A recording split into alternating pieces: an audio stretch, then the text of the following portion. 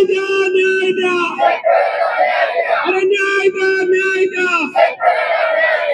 हे बघा, दरवेळेस एखाद्या वर्षी नाही का जास्त पाऊस होतो आणि पिकं वाहून जातात। यावेळेस तसं नाही, तर राज्यामध्ये जो महापूर आला त्याच्यामध्ये विदर्भ मराठवाड्यातले नुसतं पीक नाही तर लाखो एकर शेती वाहून गेली आणि याच्यामुळे शेतकरी हवालदिल झालाय।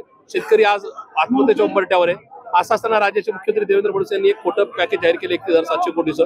प्रत्यक्षात ते खोटं पॅकेज आहे, त्यांचे 3,25,000 कोटी शेतकऱ्यांना मिळणार आहेत। ते सुद्धा त्यांनी शब्द दिला होता की दिवाळीच्या पहिल्या दिवशी ही नुकसान भरपाई जमा केली जाईल।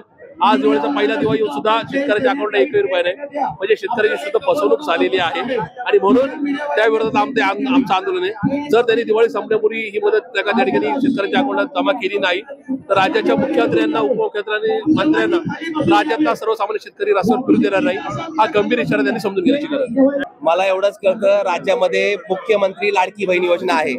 जशी मुख्यमंत्री लाडकी बहीण योजना आहे तसा जगाचा पोशिंदा माझा शेतकरी राजासाठी या सरकारने जर मुख्यमंत्री माझा लाडका शेतकरी योजना जर केली असती तर वाहून गेलेल्या शेतीमालासाठी, वाहून गेलेल्या मातीसाठी, वाहून गेलेल्या गुरांसाठी, वाहून गेलेल्या आमच्या शेतकऱ्याच्या आशा अपेक्षांसाठी आज लाडक्या बहिणींवरती लाखो करोडो रुपये खर्च करतात।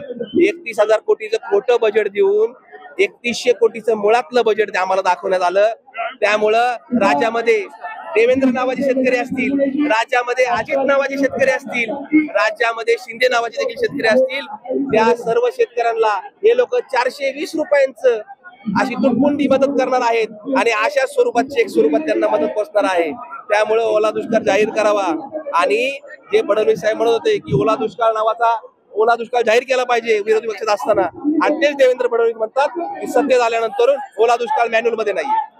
शेतकरी कुठं जाणार, शेतकरी काय करणार, शेतकरी कसा राहणार? त्यामुळं ज्या अजितदादांचा वादा अख्ख्या महाराष्ट्रात फेमस आहे त्या दादांना माझी या चेकच्या माध्यमातून विनंती आहे, आंदोलनाच्या माध्यमातून, की दादा क्या हुआ तेरा वादा।